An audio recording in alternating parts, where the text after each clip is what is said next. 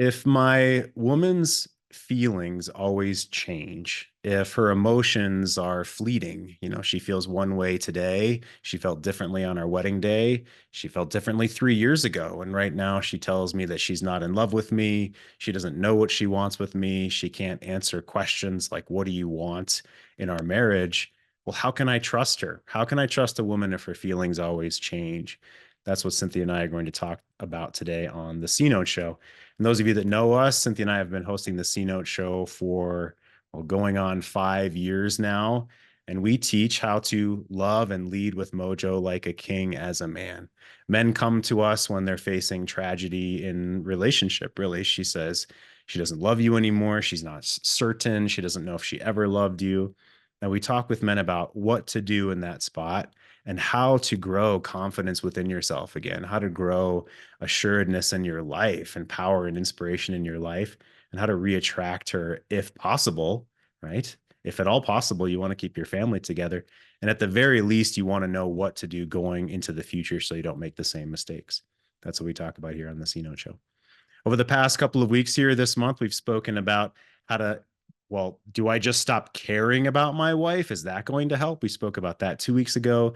We spoke about the 6 motivations for sex for a woman on that call as well. Over the past couple of weeks, we've spoken about how to be the carrot in your relationship, the carrot in your life. So she's motivated to want to be with you and around you, and how important that is, and what you can actually control, which the three pieces of your involvement, your allure to her is your time with her, your physical time with her, your attention of her when you're not around her, so gifts or acts of service for her, words of affirmation, and ultimately your commitment, your sexual and your relationship commitments. Those are really the only things that you can control.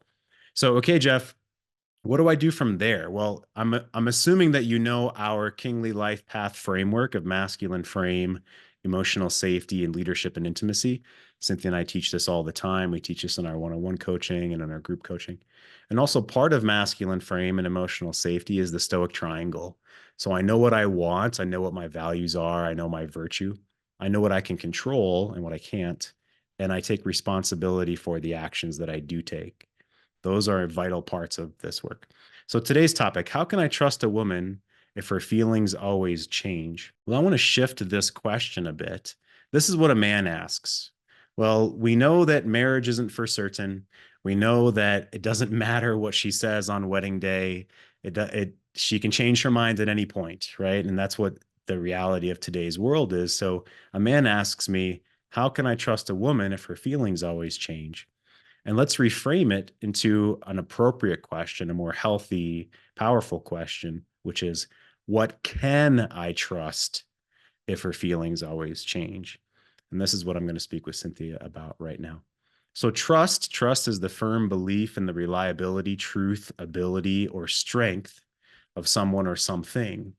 Well, if I assume that my woman is just like me, if I assume that she thinks like me, if I assume that she has the same values as I do, I'm making a mistake. That's not actually truth. That's not actually reliable because, yes, we are equal in spiritual worth under God, under the universe, under the something larger. We're all equal as people, of course, but we're not the same. Men and women are not the same. And all of us here, most of us here, had to learn this, let's say, the hard way and come to that realization the hard way. So, what can I trust? Well, what are the reasons to even be in a relationship in the first place? So, why be in relationship? And broadly speaking, number one is for security.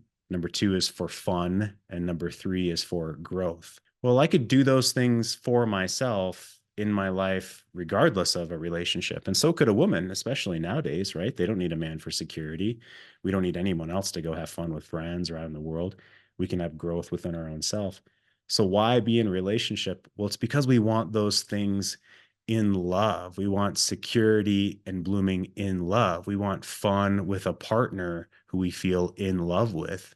We want growth and depth in sex and connection while we feel in love and relationship. And a man and a woman would both say that this is true, that, yeah, I would love to have security and love, fun and love, and growth and love. And so the key question that I did not even understand or know in the past. And the key question that the vast majority of my clients have no idea or have never even considered is this one at the bottom of the screen right now, which is, what is your spiritual why for relationship? Or what is your universal why? Or what is your why of love? Or why have a relationship at all in the first place? If I asked you right now, why have a relationship at all in the first place? Most men say, well, to build a life together. Like, okay, well, you could do that with anyone. So why do you want to do that with a woman or with this particular woman? And spiritual, the word spiritual simply means beyond what I can count on my fingers. It means something that I feel within my heart, within my soul. It's a truth that I believe that I'm moving toward. So, what is your spiritual why in relationship? And to have level 3 deep conscious intimacy, you have to have a why. You have to have a compelling why for you as a man. And that why needs to be compelling for her as well, in which she wants to join you on that journey towards deep conscious intimacy. Because if we don't have that, we're just relying on automatic attraction, most men say. They shrug their shoulders. Like, shouldn't just things happen automatically? I thought that if I did all the right things and did things perfectly, shouldn't she just love me forever? Shouldn't I just find her attractive forever? Shouldn't we just want this together forever? They say as their shoulders hit their ears. Well, no, we're seeing that now. I had to learn that the hard way too. No, it's not just automatic. No, my parents didn't have a phenomenal long marriage automatically. They had to put effort in and intention in. And that's never something that they directly talked with me about. And I didn't have any idea of even how to ask them about that. So, okay, let's get into the meat of today. So, when Cynthia and I talked about this call and preparing for this call, I asked Cynthia the question, well, how can I trust a woman if her feelings always change? And she began by saying, well, there is no end to feminine energy. There is no end. It's an ever expanding process for a woman. So, Cynthia, what can I trust? Or another way to say this is, what can a man expect? And I'm using the word expect on purpose. What can a man expect for a woman to bring into the relationship? Like, why should I even give a shit to have a woman in my life?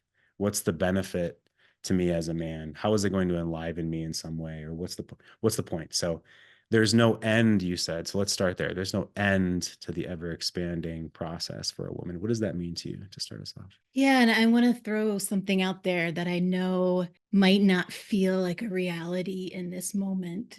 I'll say that feminine energy, it's not the act of loving, she is the being of loving. And that is always what she's most connected to. That is her sense of honor, her feeling of love. And there's only needing like one seed of that for her to experience it, to forever want to expand it, to make that bigger. Even if you look at examples of in your home together, how the feminine in her energy might take a one kernel of love for a family space, love for the connection of the dining room table, and then wants to make that feeling bigger, makes the room feel bigger with it, wants to bring life to that. And women will always follow the love in themselves, even if that looks like she is shutting down or taking away the life, the enlivenment. This is what she brings to relationship. And this is the gift that she is when she's fully expressing who she is, that sense of being love in partnership. So we're going to get specific into 3 examples of what you actually can and should and need to expect in her and her responsibility. What does she bring to the table, so to speak? What should she be bringing to the table? What can you expect? Okay.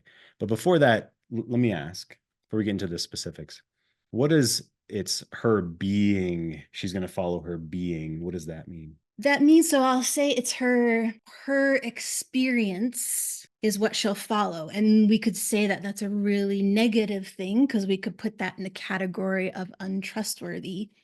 But if we peel back all the layers of behaviors, closing doors around herself, and we just go to the beingness of who she is, we might say that masculine in its beingness can be in just a state of pure, incredible presence and allowance and openness. And then we would say the feminine in her purest state is just wanting to give, wanting to expand out on the love that she has, and will actually feel quite shut down, exhausted, ignored, depressed if she doesn't have a chance to continually expand this outward, continually water this seed in her. It is her life, it is her breath, it is her spiritual why, even if she's not conscious of that or conscious that there's even such a thing as this spiritual why for her. So imagine you're speaking to a woman and you're saying this, that, oh, the feminine is to be and express. And she says, well, I don't know what you're talking about. What do you mean? I want to go to work. I want to feel like I can take care of myself. I Mm. relied on a man and it fell through. So what are you talking about? That sounds not valuable is one of the, is your favorite words, that it sounds not valuable.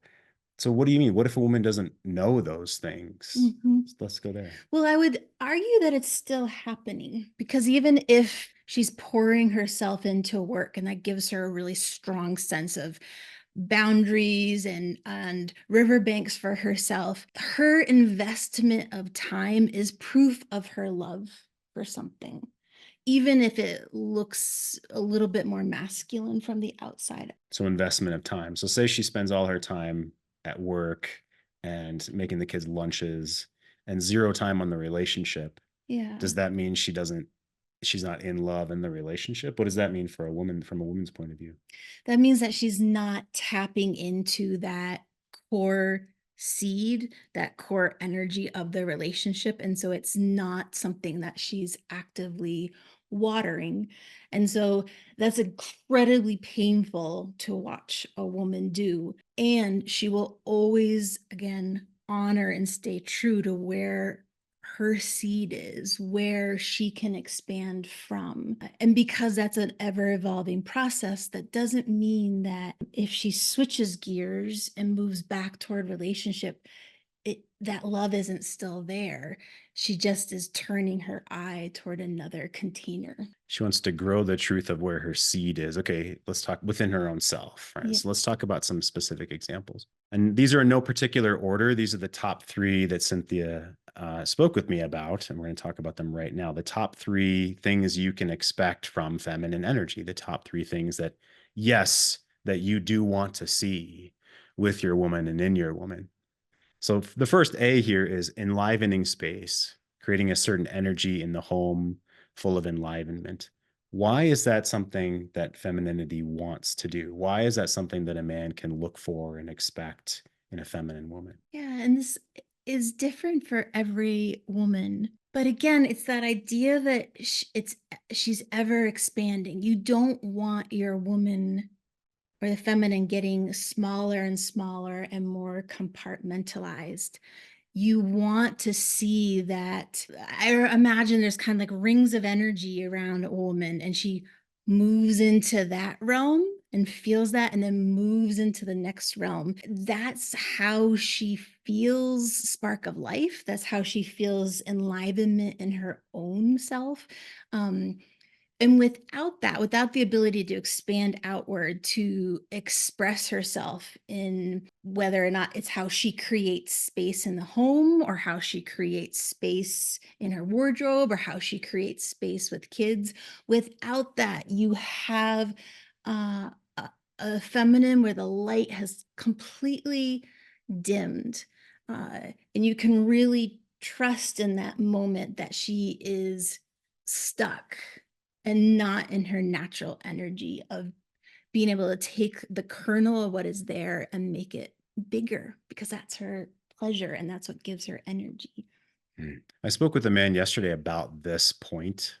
about enlivening the space. And he said, ooh, in the past, she actually said that she wanted to live in a different place, a different house. She wanted to do something different with a particular room. And I didn't really take it that seriously. I kind of shut it down and just thought it was an idea that she had. But when you point this out, Jeff, that enlivening the space is something that the natural feminine wants to do, what might have happened if I shut that down? Because he was saying, I don't know where I messed up. And I mentioned this, and this was one of the things he pointed at within himself, that he thought he brushed off her idea way in the past. So if a woman's not able to enliven her space, the feminine, you said it's painful, she starts to wither, let's say more about that. Yeah, so I'm not gonna say then you have to follow every whim she has.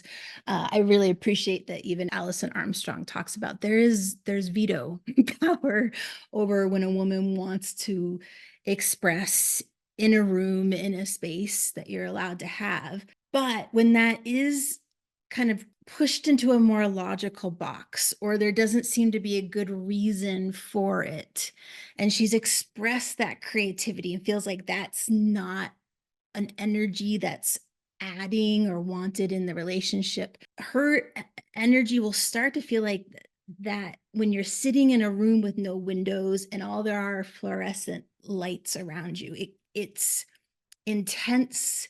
It doesn't feel like she can feel herself in the space. She even can lose a sense of herself in the space. And then she'll kind of end up looking for home. Where is my love here? Where is my heart here? Where is my grounding here? She'll be searching for a home, you said. Let's take a look at the chat. This is tricky when finances are tight. How do you cultivate that when you're always having to shut down spending? So enlivening the space he's talking about. Yeah. What would you say? To me, so you could have your woman really stuck on, this is the idea I want. And if it's shut down because of finances, then she kind of like throws up her hands. And that's actually kind of more of a masculine shielding she's using around herself, because really the source of what she's talking about is purely energetic.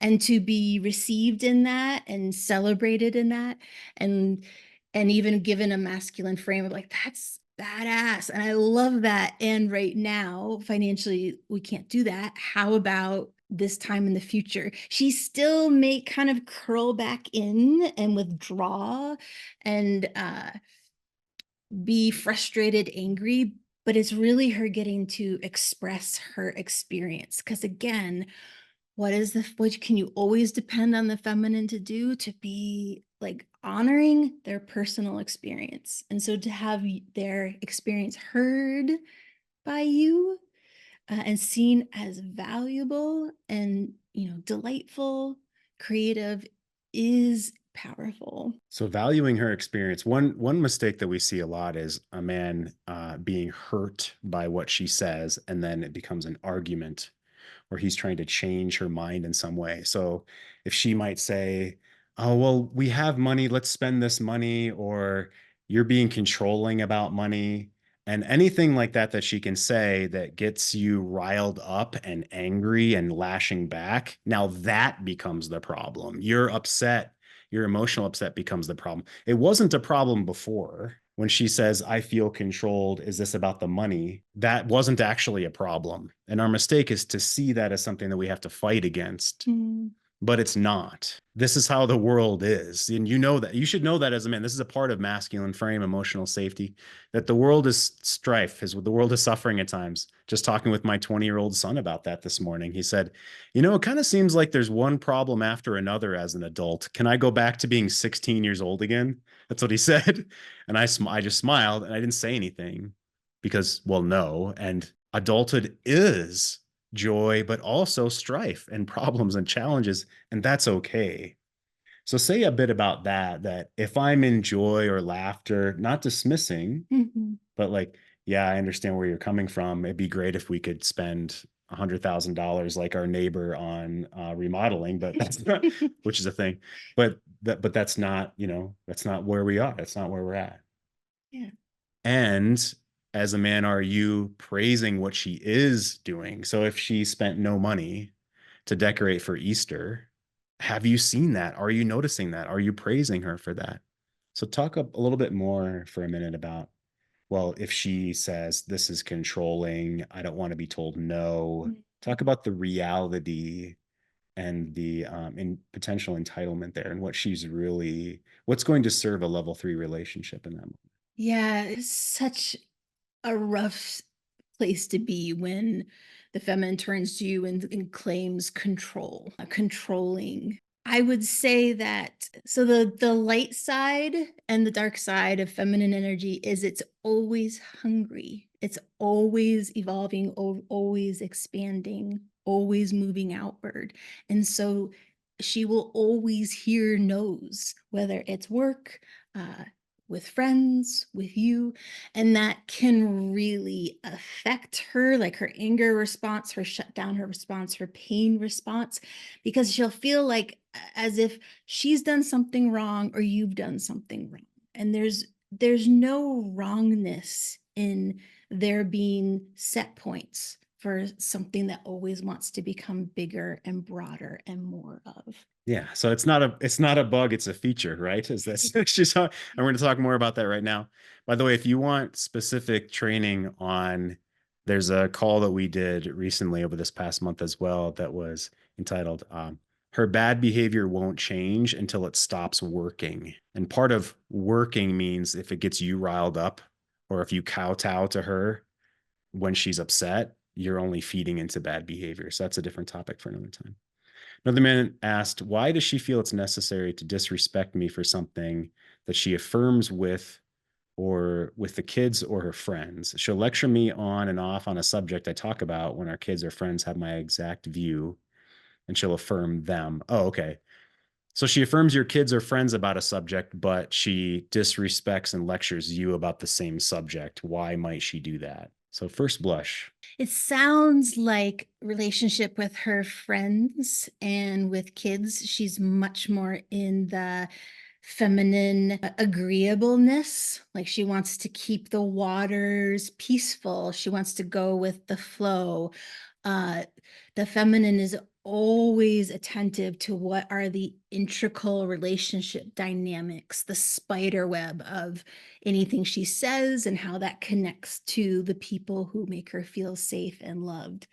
So, and to not do that with you, it feels like she more gets a little bit of an energy hit off of butting heads, almost as if to kind of test your riverbank or test your groundedness, even to test if she, pulls back some of these hyper vigilant cords.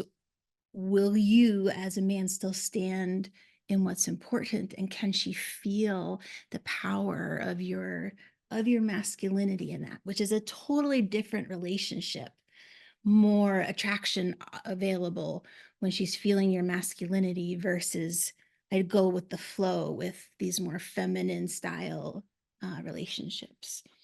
And so, why is that important to her attraction, that his riverbanks don't cave when she challenges him? What about that is attractive? What is she searching for?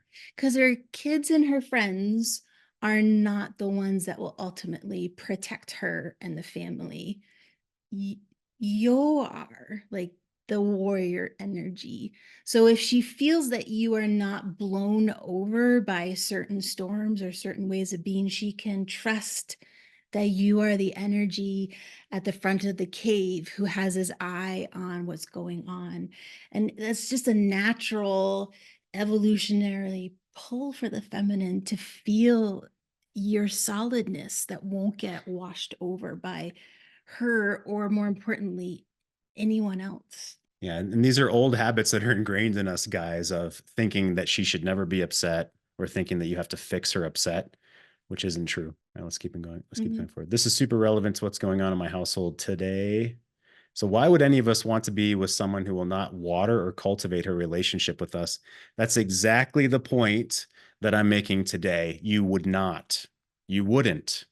And this is, Cynthia and I have started to speak more loudly about this. I won't use the word preach, but I'll speak more loudly that A woman does have responsibility in relationship, and I believe that you do need to have expectations for her because you do. And that, yes, self-reliance is important, and we're in relationship for a reason. You're in relationship for a reason. You could get a dog, you could get a roommate, you have guy friends. You're in a relationship for a reason. So you want, if you're a man that wants to be with the feminine woman, you want femininity expressed at least some of the time, right? She might have to go kick ass at work. You might have to parent together. You're going to face challenges together.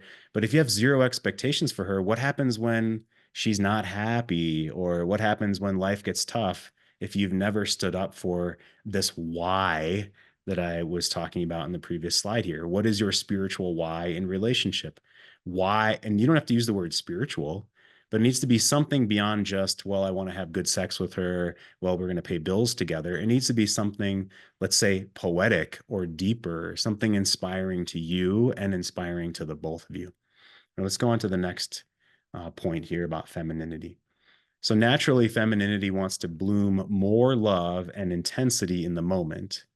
She'll feel love and she'll run with it instead of being shut down. So if the man dismisses love or dismisses her blooming love and intensity, and he doesn't see value in it, or he doesn't say and praise her for the value of that, it can lead to shutdown.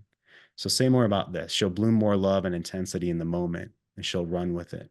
Say more about that, please. Yeah, it reminds me almost of being in a relay race and handing a woman a baton. She's the last person on the team and she wants to do her darndest to bring that love like full circle back to the beginning, back to the partnership, back to the team. And I can say that really glibly, like, of course she wants to do that. And that seems so easy in times of, well, I remember during our honeymoon that this was so prevalent, or the first few years of our marriage. And when real life stuff comes up, the baton still is love, but what it really, the sheen and the shine of it is the spiritual why of the relationship. So even if she's frustrated with you or been angry about things in the past, she still loves that spiritual why that you have together. She'll still run with the baton, maybe not as fast, maybe she'll trip, but she won't let that go. Versus when that's not there, it's so easy for her to, again, only attend to her experience because that's what she'll always return to as a grounding point, and then make up stories about what that can mean in your partnership or in the long term. So I love that the sheen that's on the baton of love, the love baton. Like put some sheen on the love. But okay, so what's a spiritual why? What we'll give an example here, a few examples, and we'll go on to the next point here about femininity. One man phrased this as a metaphor. He said, I want to explore Antarctica with you. I want to prepare for this journey. I want to face the challenges together, and I want to snuggle in the evening times together only with you. I want this to be our journey together. We might say blooming a depth of love and sex and in growth and in our life together more than you ever could with anyone else, more than you could by yourself. So 1 + 1 = 1,000,000, for instance, that we want to come together and share our soul, share our heart. Yeah. Right. Now, these might just be words, and you maybe have never said some of these words to your woman beyond your vows, but beyond the words, what does it mean in your heart? What does it mean when you say them? Do you feel expansive, or do you feel maybe dead from the neck down? Are things like this just words? These are what's important. These characteristics of when you talk about your spiritual why. What does it mean to you when you journal about it? When we dive deeply into this, into coaching, it has to mean something that you're willing to, let's say, die for.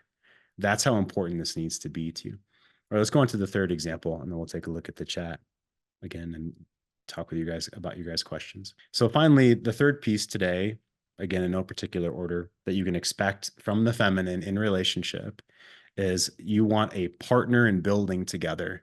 You want her to make your life easier, so to speak.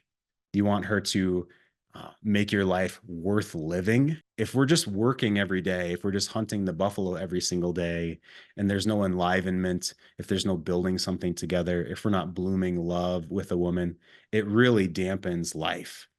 And now I'll tell a story here in a second, but I'll finish this bullet point. Partner in building together, making your life easier and supporting a mission within the team together.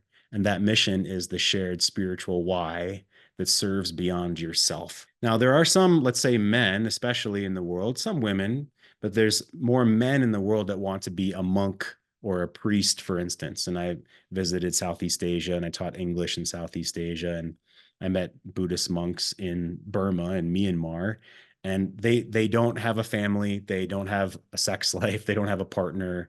They eat one meal a day, they sleep on a 2-inch mat on the floor, right? They eat their one meal a day by 10:30 in the morning, and that's the only meal that they've begged for throughout the rest of the day. And I asked one monk who was more of an entry level, let's say, monk, of did he miss having a family? And he thought about it for quite a while. And he told me about his cousins and he told me about his nieces and nephews. And he said, the reason that I'm doing this is to pass karma, good karma, on to the rest of my family. So that man, that monk's spiritual why is to serve beyond himself. It's a shared why that he believes that he's blooming to the rest of his family. So it is a why. It is, of course, a deep why he has beyond himself. There can be many whys you have for your own self, serving God, serving, maybe you're curing cancer and you work 18 hours a day and you don't have a relationship, things like this. But why have a relationship is what we're talking about today. So, Cynthia, tell us more about the feminine perspective of this in particular, supporting a mission on a team, building together, making your life easier. I can hear women right now, this sounds sexist. What do you mean making my man's life easier? Of course, we're supposed to be building something together. That's not even special. What do you mean about why is this a feminine piece, or what does a man want a relationship, and how does this relate to femininity in particular? Yeah, I would say each of those are pinned to, again, that the how good it feels for the feminine to expand and not be contained and tied down. So even making your life easier, as far-fetched as that might seem in this exact moment, or what other women might say about that, when a woman can feel in you that something she's done, provided, set up, been with you, gives you expansion, brings something so valuable to you that it's like gold through your fingers. There is nothing in her that wants to go, oh, thank God that like I checked that off the list. She really feels herself taken in for what that has brought. She just wants more and more and more of it. Uh, that mentioning like why are we even in relationship, and I think there's a lot of women who've done that too. Like, I can take care of all my own stuff, I can work, I can have a child all by myself, but with the deeper spiritual why is because her heart, her sense of love can't expand out as far without you, without the masculinity that you bring. It gives her almost a pillar to hold on to and then move with and become bigger with. And I don't want to say that as like pie in the sky, never going to happen. But I do want to say that is her most authentic and instinctual energy and reason for being in relationship. That's awesome. That's really well said. So let's open it up to, we have time for maybe one or two questions here. What can I trust if her feelings always change? You can trust her to enliven the space. You can trust her to bloom love more intensely in the moment. You can trust her to partner in and build a shared spiritual why together.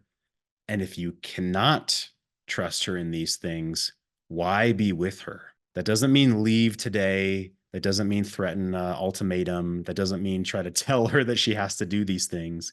But you as a man need to be aware and ask yourself, if these things aren't happening, what is this about? Why am I in this relationship? And then speak with us about how you can bloom more of this together with her. That's what we teach every single day. That's what we teach every single week and every month. So you have just a few minutes left on this particular call. Someone wants to unmute yourself, come on in, ask a question. Please do. Good to see you guys here. Yeah, go for it. Yeah, this is just so relevant to me today because on the one hand, she says, I'm moving out July 1st. And then this morning, she's like, we really need a new floor for the kitchen. And we need to replace the windows. I mean, they really, Oh. I'll just leave it there. Yeah. Yeah. So I appreciate what you're saying.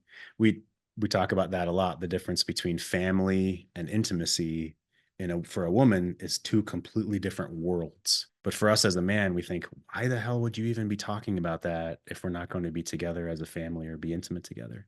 And those are completely different energies for a woman. And who has a question, please? Someone else. Thank you. Appreciate it.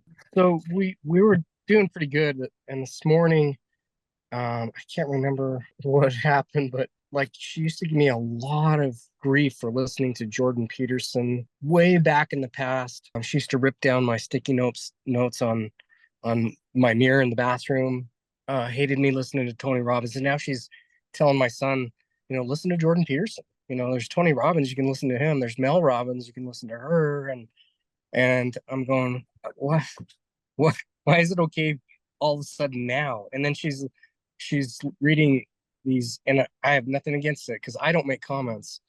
She's reading these feminist books, and I don't say a word. I don't really care.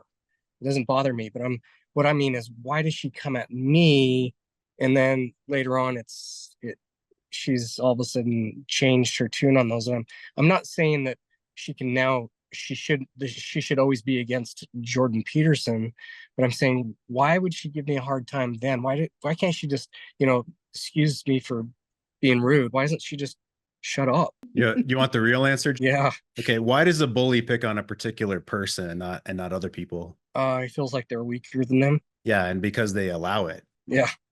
Well, I mean, I guess so, but I usually just kind of like I'll say something back.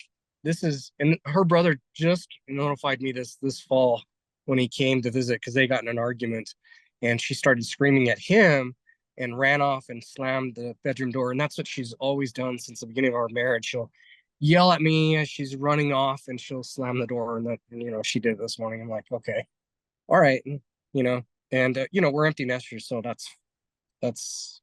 I mean, she used to do it a lot quieter, but now it's just more volatile. Yeah, well, you and I, we know each other a bit, and we're out of time for today. But Sure. So I'm not here to, just slapping the face or jab you and all that. Your question really is, why does she keep doing this bad behavior? And the answer is because it's worked in the past to get her attention, to get her validation, to get her a feeling of power, to get her something. Otherwise, she wouldn't keep doing the behavior. It's quite simple. So what am I doing? And you've been working on this. So I want to give you praise that you've been working on this. You've been standing up for yourself more. You haven't been arguing. You haven't been defensive. You haven't been getting us hurt by it. So you're doing a lot of good things. Now, it's absolutely is going to take time for someone to learn a different way of being with you.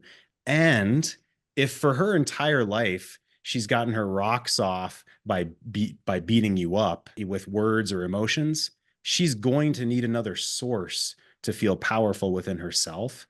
And if she's not motivated for that to be not you, it's going to keep being you for quite a while. And so it takes some time for her to learn that you're not the punching bag, and it's not okay. And how to deal with that is something that we work with guys on, and we work with you on.